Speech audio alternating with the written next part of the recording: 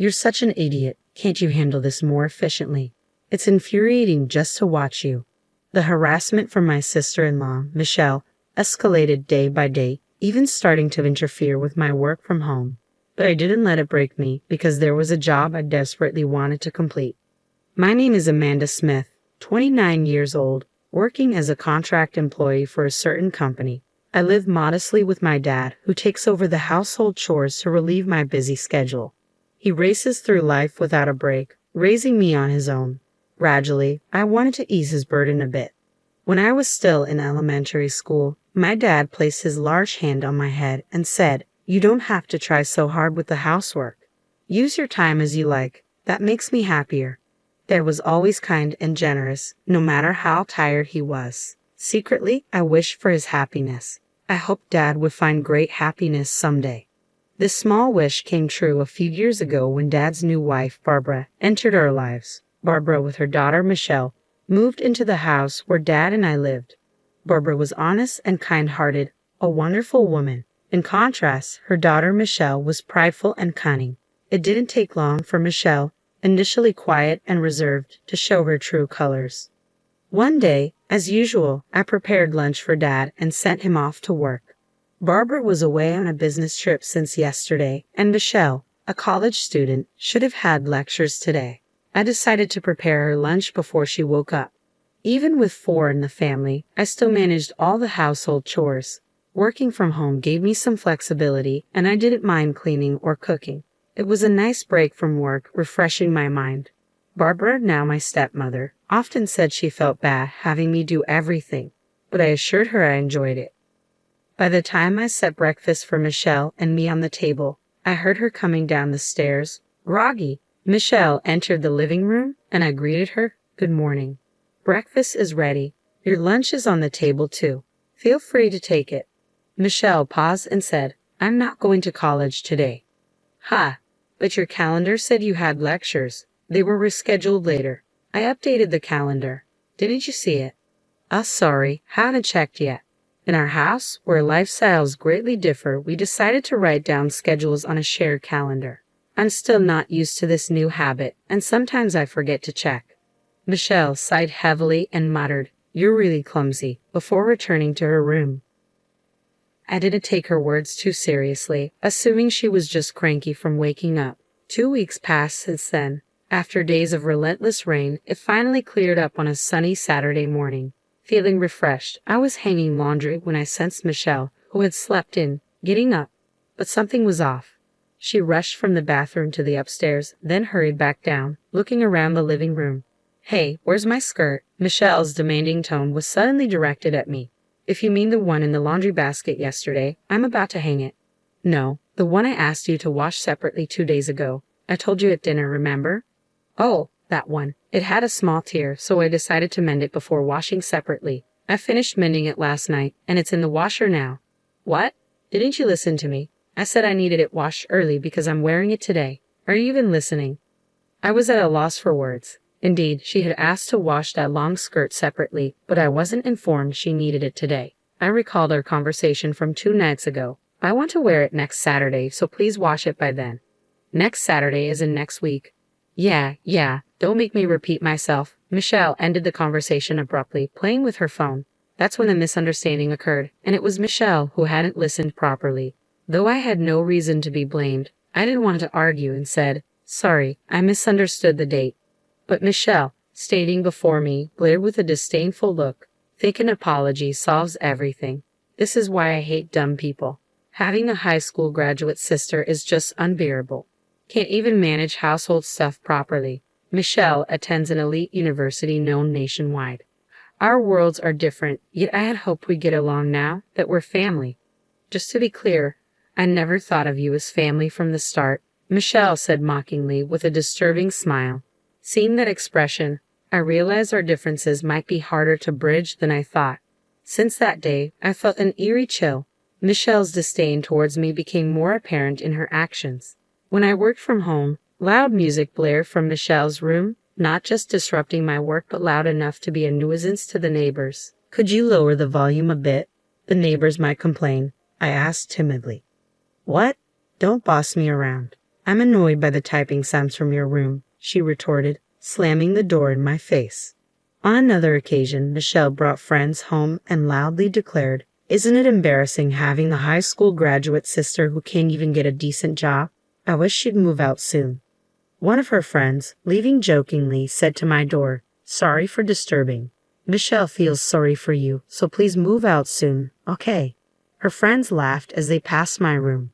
These harassments always happened when our parents were away. In front of Dad and Barbara, Michelle played the role of a good sister, eerily amicable towards me. Before long, Michelle graduated from university and secured a job at a major corporation. Within a year, she got engaged to her company's superior.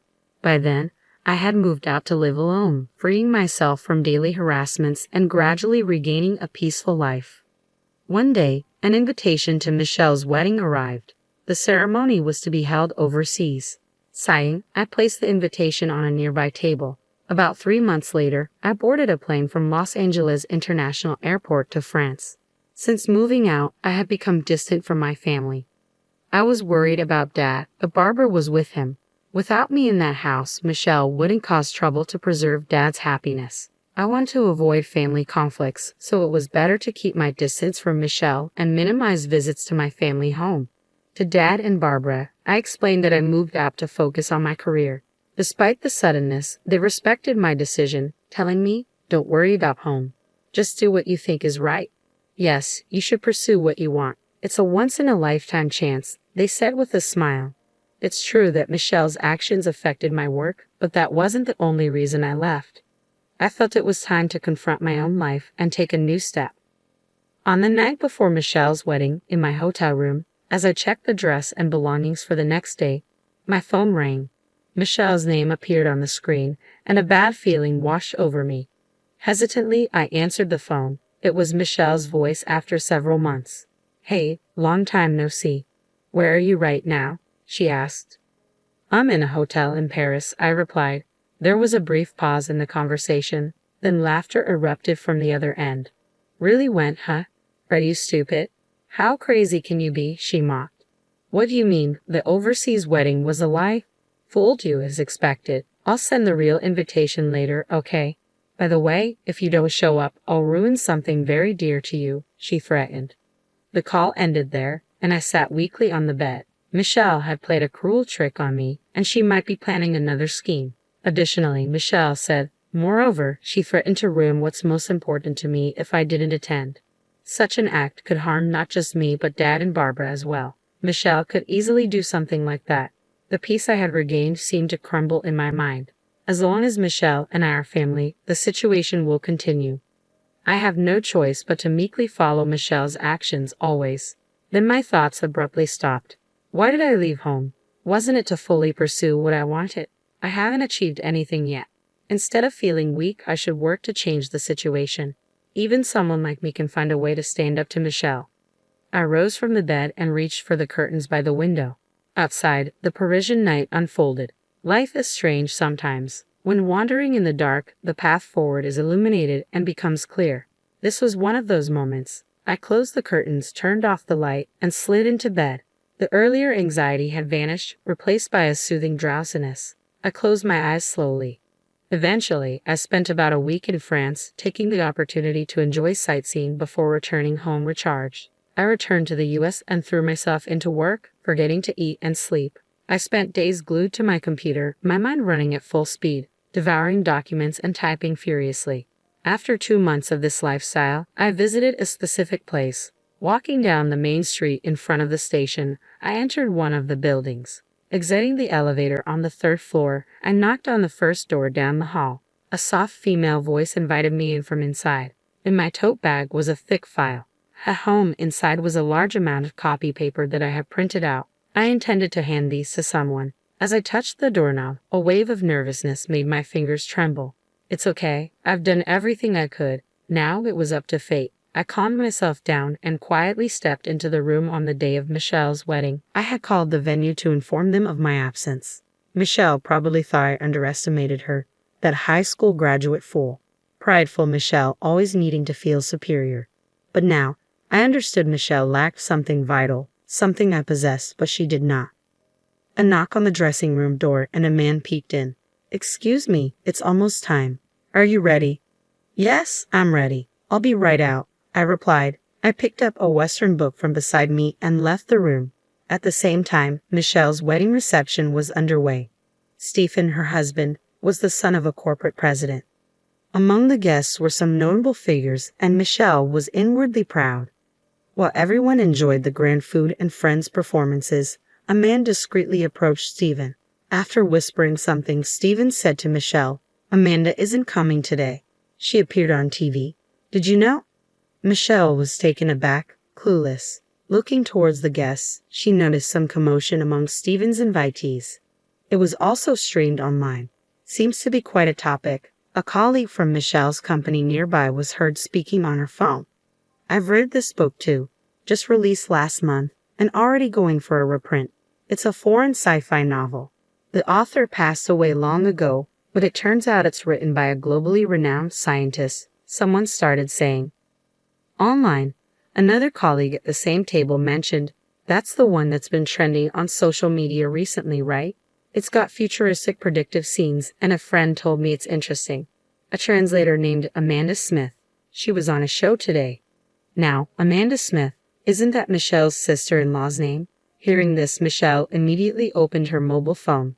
A search on her timeline brought up my name. The top article read, "Historic Scientist's Posthumous Work Discovered. Interview with translator Amanda Smith on her encounter with the book."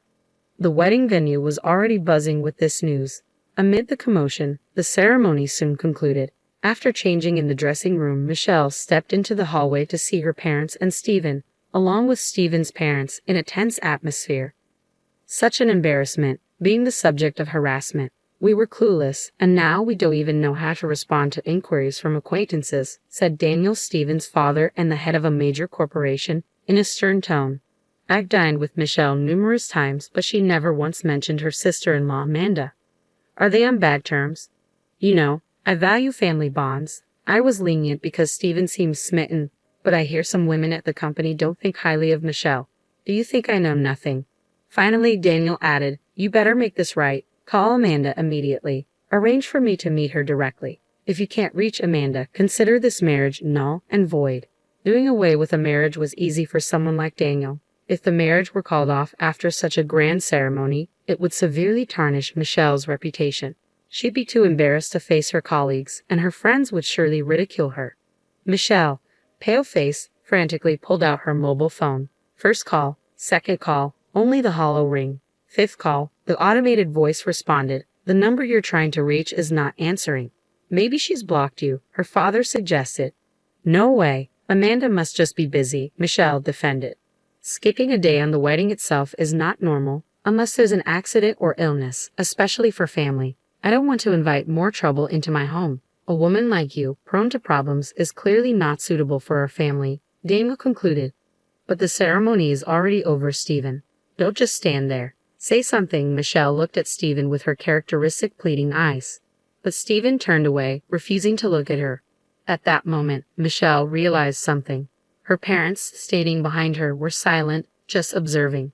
They could have defended their daughter, but hadn't said a word. "Mom, it's not my fault, right? Tell them it's not my fault," Michelle pleaded. Barbara smiled ruefully and said, "Actually, I got a call from Amanda yesterday. She said she couldn't make it to the wedding for some reasons. It's a long story, but you'll understand soon. It might be inconvenient for both of you, but she asked for forgiveness just this once. It's a big moment in her life." That's what Amanda said. "What do you mean you knew about today? You knew and didn't tell me?" Michelle exclaimed. "Yes, exactly. If I had told you, you would have interfered, right?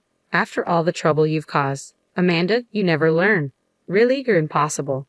I felt like I failed as a mother. Michelle listened with a defiant expression. "We thought if you experienced some hardship, you'd understand," I continued. "So Dad and I discussed it, and as bad as we felt for Amanda, we decided to turn a blind eye. It seems this is a family matter. We, as outsiders, should leave." But someone interjected. "Wait, please. We're not done here. I'll bring Amanda. I promise. Please reconsider." "Daniel, I don't want to be addressed by my name by you.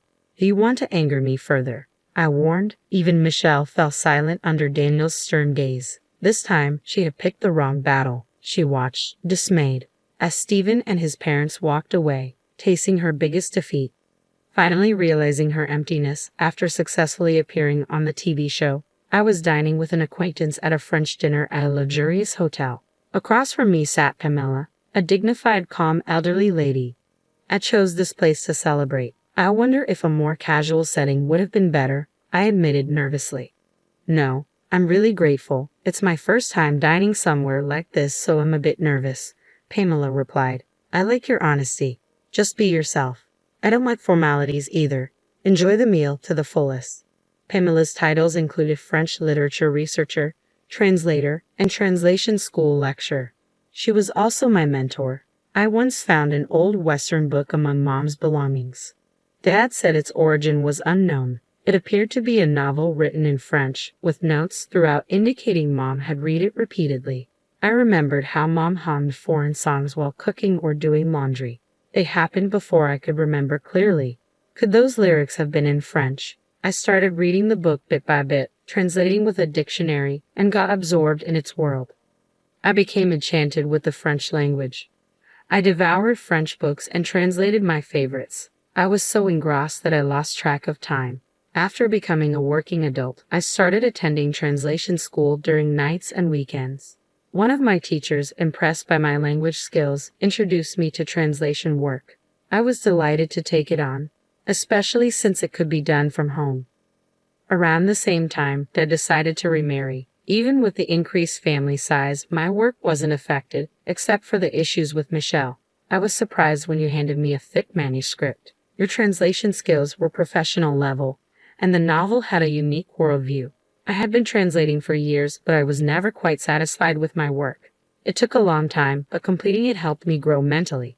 Yes, translation is a battle with oneself. Each completed work feels like shedding a skin. It's fascinating, I agreed.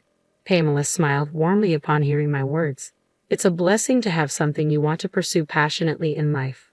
When I returned home after a long time, Barbara greeted me. Dad was still busy with work, coming home late as usual. I heard footsteps coming down from upstairs. Ah, finally awake, Michelle. You have a part-time job today. After the wedding cancellation and leaving her job, Michelle seemed to have been staying home. Barbara had told her, "How long will you sulk?